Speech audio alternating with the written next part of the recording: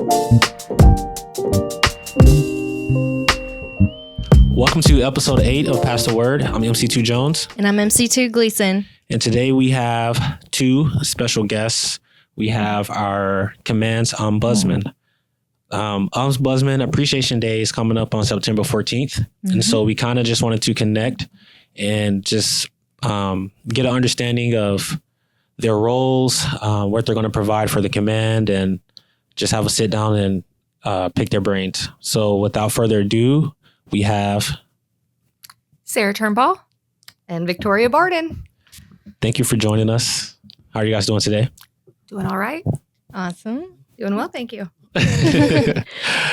All right, so we wanted to know how long you guys have been our ombudsman. We started August 5th, and it's been smooth sailing ever since. knock on. So I know we, as MCs, we made a flyer, I want to say in July, about the role that needed to be filled. So obviously you guys applied. What made you guys want to fulfill the role of the command ombudsman? So for myself, this is the second time that I've done this role. I was an ombudsman with our previous command. And so when I saw the opening, I was really excited. I really enjoyed the opportunity to not only work with the command, but to work with the command families at our last duty station. So being able to bring that here to the baton, I was excited to do that and put in for it. Okay. Awesome. Well, very similar story, that I was an ombudsman for the previous command at A school. And saw the flyer, and I was like, well, I've done this before. Let's do it again. And I do, just like Victoria, like helping the families, and I love resources because I feel like a lot of the resources are not spoken about. And so I like to pass it along because in the military, there is quite a bit of opportunities, and a lot of people don't know about them. Mm-hmm. Right. And so can you guys, just for the audience sake, and even sailors on board who might not know what you guys' role entail, can you guys kind of just give us a breakdown on, what the day-to-day looks like and how you guys are going to operate, I guess, for future purposes?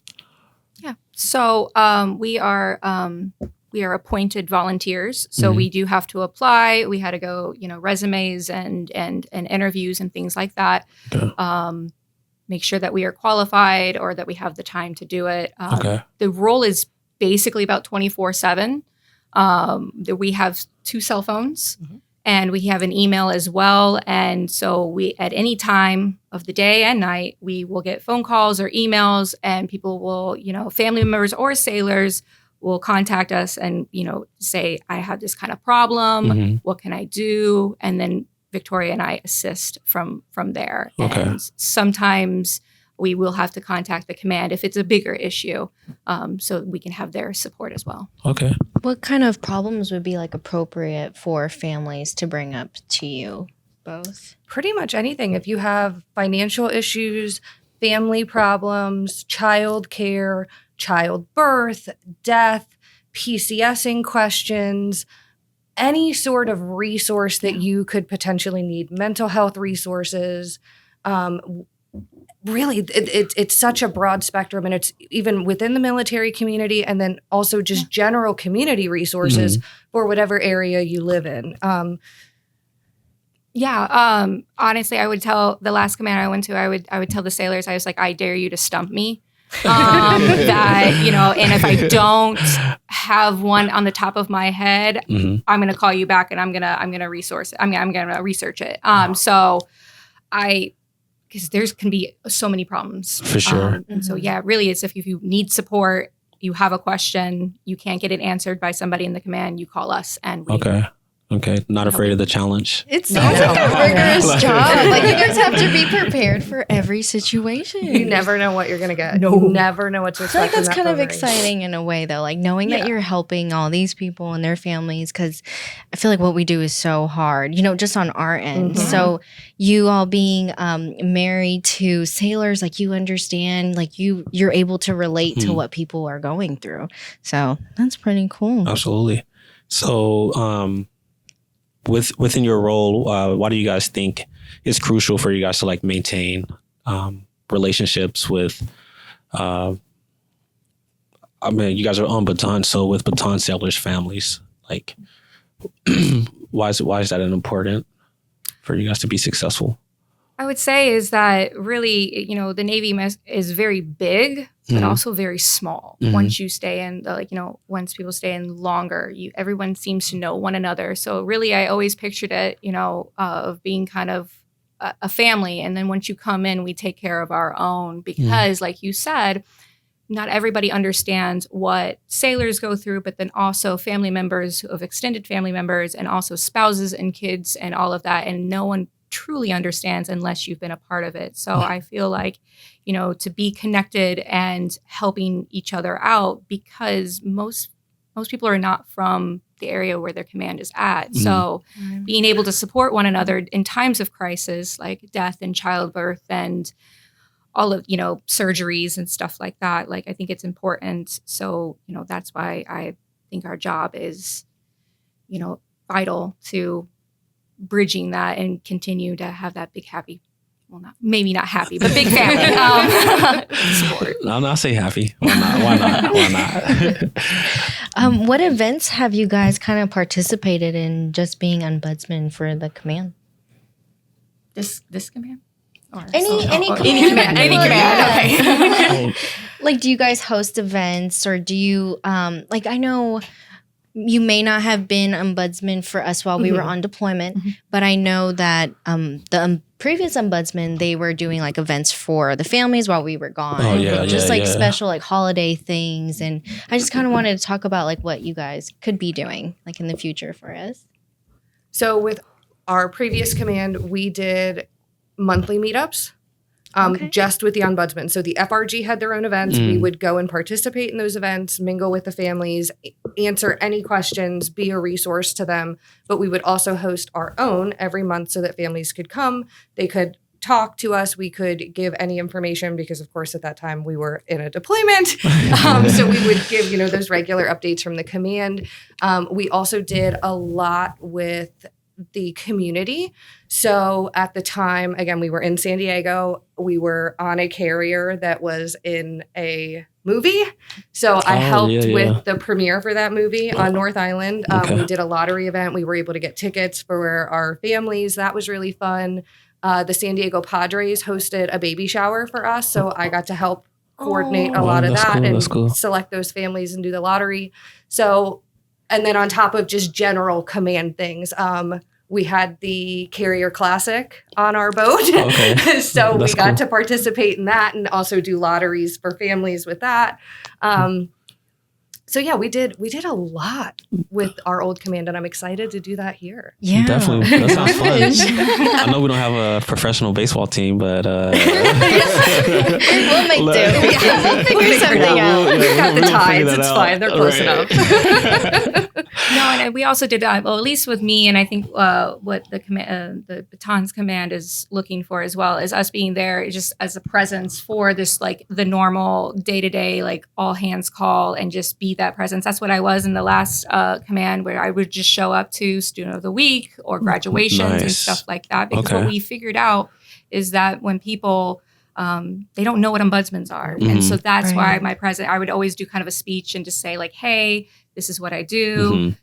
Remember when you go to the next command, ask for the ombudsman." So I know I hope that the CSs remember me and remember what I said. But if not, then so that's where, that's kind of what I did. Kind of the events, I would just show up. I was a face and just for support. So we're hoping to do that for this command, and then maybe work with the tides or other fun things we can find. Definitely.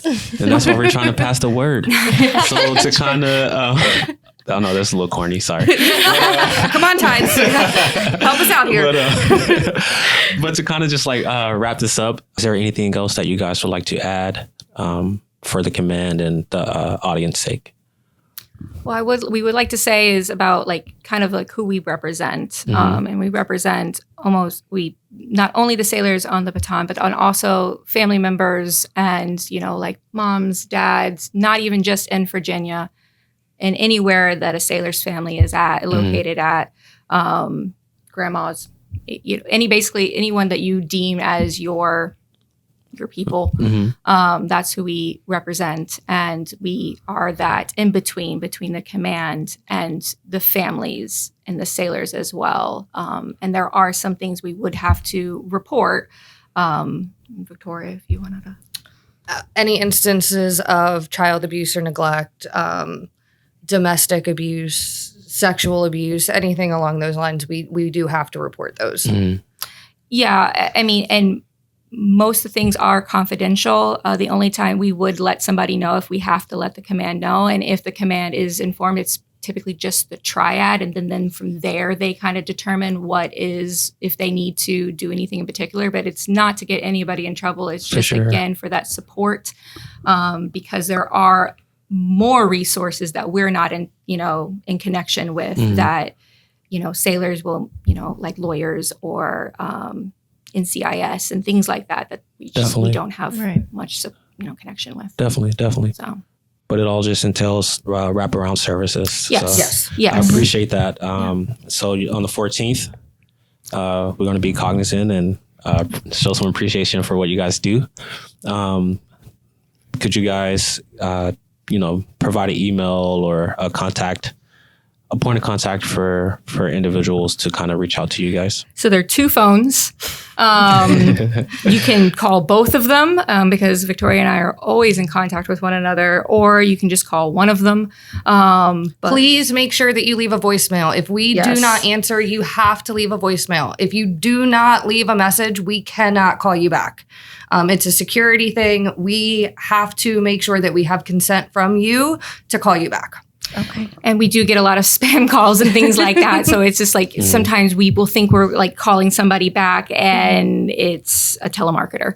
And so we do need that voicemail. I know Victoria and I do work, but we have our phones on us all the time. And so if I see you, someone calling, I'm going to call you back almost like I would say, and within the 50 minutes, like the last 10 minutes of the hour, I will call you back and we can, see if I need to assist with even more. So we will, if we don't answer right away, then it is, we will call you back within very soon. Yeah.